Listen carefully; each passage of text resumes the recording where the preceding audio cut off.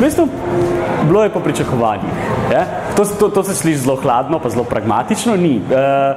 Takoj, ko smo videli naša pričakovanja, v glavi imaš številke in te številke izgledajo, ok, to je super, to ni noben problem, vse se sestavlja. Pa to številko dejansko vidiš, tak kup ljudi, to maso ljudi, ki pride in kupuje vsa ta piva in vse te pivovarne in je fantastično.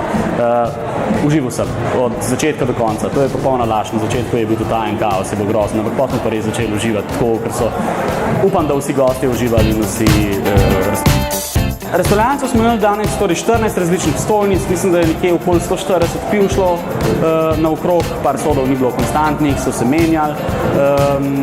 Tam jaz mislim, ampak to bo treba seveda še potrditi na 3500 obiskovalcev. Vse skupaj, kot rečeno, super, približno več kot dvakrat večji od lani v čisto vseh številkah. Nikoli jih ni. Enostavno, če ljudem ponudiš možnost kulturnega pitja, jo sprejmejo. To je to. To smo zdaj že večkrat dokazali, da mogoče vsi te izgredi, vso to pijančevanje, ki jih vidimo na, pa ne bom rekel podobnih eventih, zaradi tega, ker ni na podobnih eventih, ampak vsa pijačevanje, ki jih vidimo na velikih javnih masovnih žurkah, je očitno zaradi tega, ker se enostavno dovoli. Ker čim ljudem ponudiš možnost kulturnega pitja, tako tudi pijejo. Z drugega in ravno zaradi tega, ker smo vinopivci, ravno zaradi tega, ker poznamo kulturo pitja iz neke druge pijače, je potem ta prenos na pivo bil popolnoma preprost. Ja? Pa ne gre samo za pivo, Slovenci smo od nekdaj orientirani na, temu ponavadi rečemo domača proizvodnja, ampak kar v bistvu mislimo je kraft, v bistvu mislimo domače. Ja? Moj kolega Matthew, ki je iz Avstralije, on velikrat pove, da se mu zdi zelo preprosto, zakaj ljudje pijemo dobro pivo iz malih pivovarn v Sloveniji tako radi, pa tako hiter. Zaradi tega, ker konec koncev, ko je on prišel v Slovenijo, pa je nekoga vprašal, kaj je najboljši salama v Sloveniji, mu nobeden ni rekel Mercatorjeva. Ja? Vsi so mu rekli, tam, kjer živi moja babica, nad Sinjo Gorico, nekje gor v Hribu, tam je ena kmetija in oni delajo najboljši salamo. Ja? To butično proizvodno in proizvodno kvalitete na majhni skali imamo skoraj kar.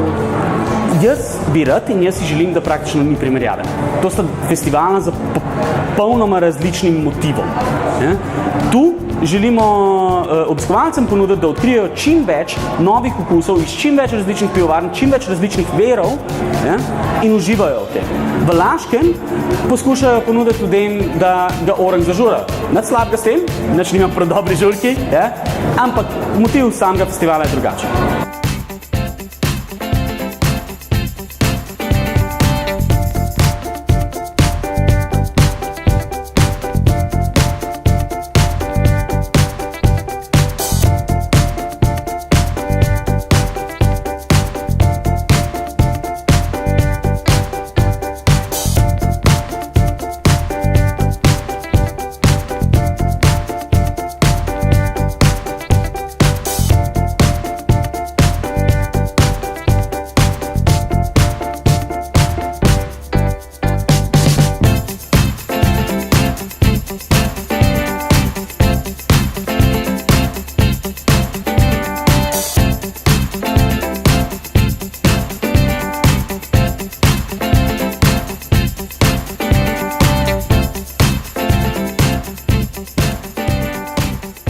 Torej, najprej to, da povežemo vse domače pivovarje in ljubitelje domačega pivovarstva, zato ker nas je vsako leto več in več. V zadnjih 5 letih se je kultura poznavanja piva tako zelo razvila, da se je marsikdo že lotil tega in kuhanje piva kar naenkrat ni več tako zelo grozna stvar, tako zelo težka stvar.